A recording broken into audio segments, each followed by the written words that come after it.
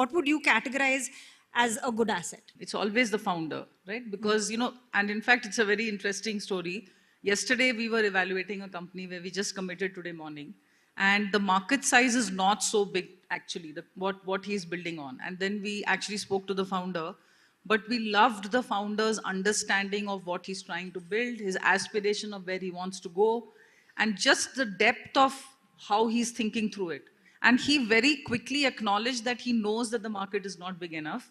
And he knows that he's trying to create a hook into a much bigger market. And I think those are the kind of founders you want to work with, right? Who are also willing to have a conversation and be comfortable with differences and not start saying that, I don't like this conversation because you're asking me too many questions. So I think early stage, actually, it's only about team, right? You have to double index on founder, have to kind of bet on somebody who deeply wants to solve the problem, who deeply understands the problem, who is actually able to think through the differentiation on the product, but also a big enough market, right? So it can't be a very niche market you're trying to address, because that will then hit the barrier as you start to scale. So that your point on, what would you consider as a good asset? No, so see, early stage is not about stock selection, it's about new asset creation. Okay, so you need to have malleable enough clay to end up actually working with. So what do I mean by that? First and foremost is team, of course, I agree with Shanti. The greatest risk you have in investing is not regulator risk, RBI waking up one day, credit risk, government, Nirmala Sitharaman changing something, etc. It's actually people risk. It's whether when the shit actually hits the roof, can you trust this founder to pivot? Can you trust him to make the kind of hard choices that are there? That becomes one. Number two, is the founder frugal? Frugality actually breeds innovation. The moment you end up overstuffing a company with capital, he will just hire an army of consultants, go poach from some other overpaid organization and pay them double the salary for that matter, and actually just squander away all the cash that's actually there. A frugal founder is actually the best because they respect the capital that comes in. I think from 2018 all the way till about 2021, founders in India lost the respect for capital. They just thought capital is an infinite money tap that will keep coming to them and it goes away.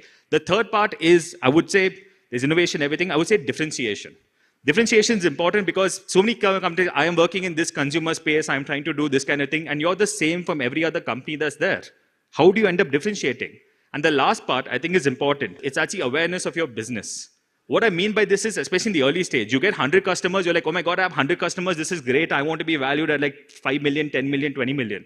The moment you start valuing yourself from crores to millions, you need to have a track record that actually proves it. Don't extrapolate short-term trends and believe it's actually a long-term phenomenon. It doesn't work that way. And a lot of people end up actually making this mistake. So know when to raise capital. Don't write to a VC immediately and say, oh, I just started, I have an idea, give me funding. A VC is not here to fund your dreams and your aspirations. A VC is here to fund a business where he can underwrite a much larger outcome. So understand when to end up raising capital, where to end up raising capital. And if you have these mixes, doesn't matter what space you operate in, whether it's even space tech for that matter, biotech, whether it's consumer, fintech, even edtech as of now. There are very innovative assets coming out there. It really doesn't matter. You just need to have a founding team and a management team that can make it work. And every VC will end up actually chasing you. We have a company called Dhan, who turned profitable. The person's revenue is more than his valuation as of date. He refused to raise for a long period of time for that matter because he said, why do I need the money? That's a fantastic place to actually be in. That's true independence. And that's what a founder should aspire for. Your valuation is vanity. You can ask a friend to give you 100 rupees and give him 0.00001% of your company. You will be valued at about 10,000 crores. Does that mean you can liquidate your shares at 10,000? Of course not. Yeah. So your valuation is vanity. Look at the reality of how much cash you can actually generate. Seek independence. Be Atmanirbhar.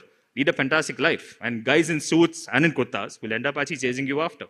Isn't that the place you want to be? Great point, Siddharth. And like you said, valuation is vanity. This chase for, unicorns, and now reality has finally struck. A number of our unicorns have become popcorns. Come on, dude. It's a transient phase, okay? Where's a company that can generate $1 billion of revenue, $1 billion of profit? Zerodha came close, 4,500. That's fantastic. $1 billion of revenue, 57% margin. Those are the guys we should be chasing. And he can value himself at whatever price he wants. He's in fact valued lower than some of his listed market comparables or others who are actually there. That's the true hallmark of an entrepreneur. He's free. Ultimately, isn't that what you want to be as an entrepreneur? Free. Not have to be answerable to anyone. So get rid of those shackles, man. Just end up working better and end up doing it far better than what you're doing as of now. Raise the bar after all.